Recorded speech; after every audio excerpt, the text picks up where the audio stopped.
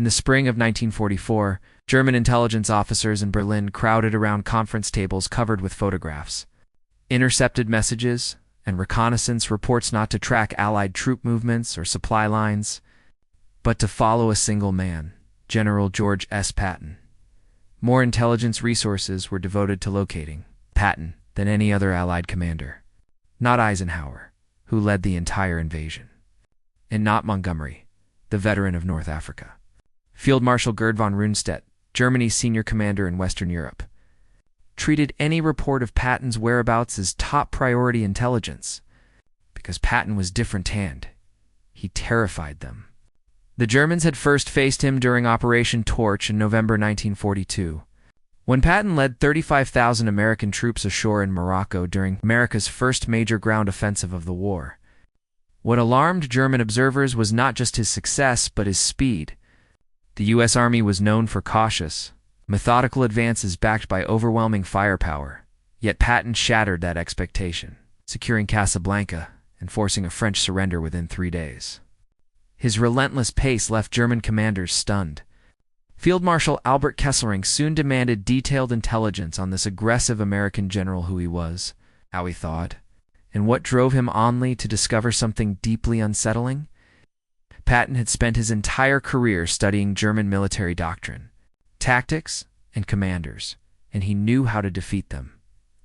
Patton studied German military theory in its original language, walked the World War I battlefields in France, and understood German operational thinking better than many of their own officers. That knowledge became terrifyingly evident in February 1943, when German forces under Rommel smashed inexperienced American units at the Kasserine Pass in Tunisia, inflicting the worst defeat US forces would suffer during the war. German commanders watched closely, expecting hesitation, retreat, or collapse, but in early March, George S. Patton took command of the shattered U.S. the Second Corps, and everything changed. Within 2 weeks, discipline was restored, morale rebuilt. The same troops who had fled in panic were now attacking aggressively, probing German lines with a ferocity that stunned enemy intelligence. Rommel himself noted in his diary that American forces had suddenly become far more dangerous, a transformation too rapid to be explained by reinforcements alone. That pattern repeated in July 1943 during the invasion of Sicily, where Patton, officially assigned a supporting role, drove his 7th Army across the island at a pace that shocked both allies and enemies, covering nearly 200 miles in 39 days while fighting continuously.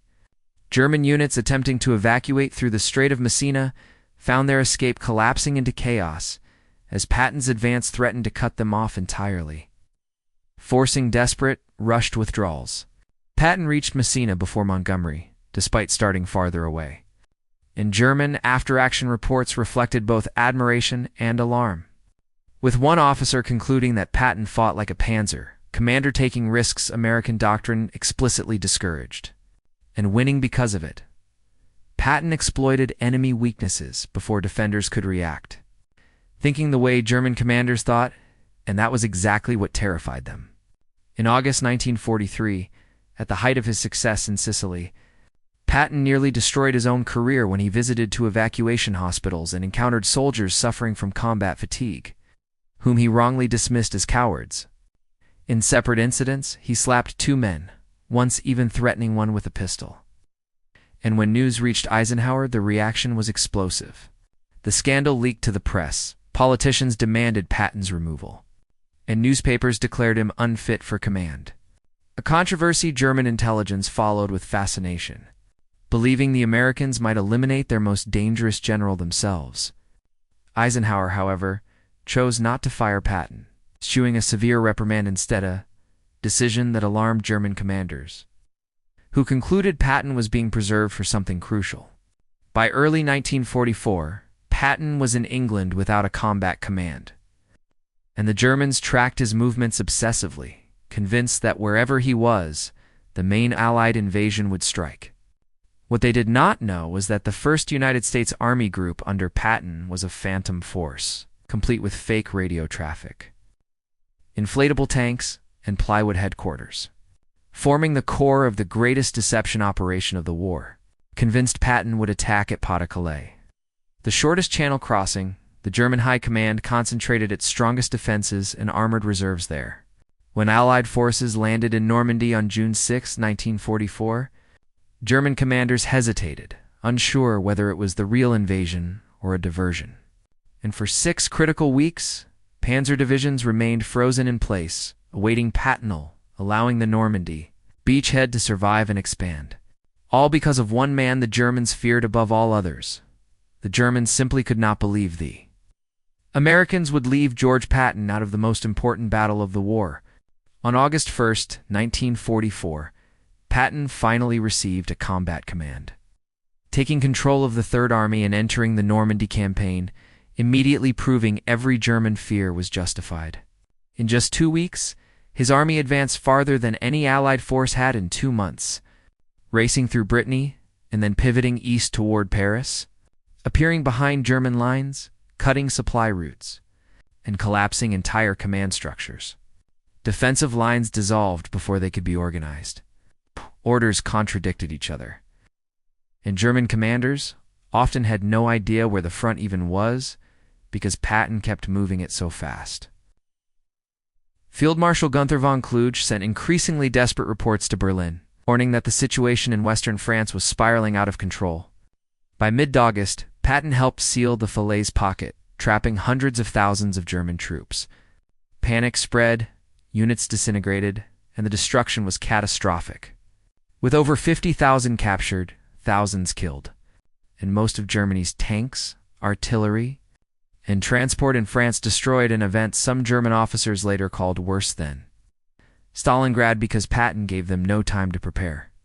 After the war, captured German generals consistently described Montgomery as predictable and Bradley as cautious, but Patton as unpredictable, aggressive, and dangerously fast. With Field Marshal von Rundstedt calling him the Allied commander they feared most, and General Fritz Bayerlein saying he was the only Allied leader who thought like a German panzer commander. Patton's style was based on speed, shock, and relentless pressure, not slow. Methodical planning, and when Germany launched its final offensive in December 1944, catching the Allies by surprise in the Ardennes, Patton again stunned everyone by promising to counterattack in just 48 hours. Something other generals believed was impossible. The logistics alone should have taken weeks. But Patton had already prepared. His intelligence officer, Oskar Koch, had predicted the German offensive when others dismissed the idea. And Patton quietly built contingency plans long before the attack began. When it came, he needed only one phone call. Within hours, the Third Army pivoted north over 250,000 men and tens of thousands of vehicles. Moving across icy winter roads in just 48 hours, a maneuver the Germans believed impossible. They had expected weeks before any serious counterattack. Instead, Patton struck their southern flank almost immediately, leaving Bastogne on December 26 and halting an offensive meant to split the Allied armies. After the war, German generals repeatedly admitted the same fatal mistake. They never expected Patton to move so fast. From North Africa to the Ardennes, they consistently underestimated his speed and paid for it every time. German commanders feared Patton because he thought like them. German military doctrine prized speed, aggression, and the ruthless exploitation of enemy weakness, the very principles behind Blitzkrieg. And Patton had studied and absorbed them for decades. But unlike other Allied generals, whose cautious, predictable methods the Germans understood well, Patton ignored convention attacking when doctrine said to defend, advancing when logistics said to stop, and taking risks his superiors found reckless and his enemies found terrifying. The Germans never knew what Patton would do next, only that it would be fast, violent, and costly. Field Marshal Gerd von Rundstedt, who had faced the best Allied commanders of the war, summed it up simply after the fighting ended. Patton was the supreme master of mobile warfare, a brilliant offensive commander. And the Allied general the Germans feared most, a reputation he earned from the deserts of North Africa to the forests of the Ardennes. One impossible victory at a time,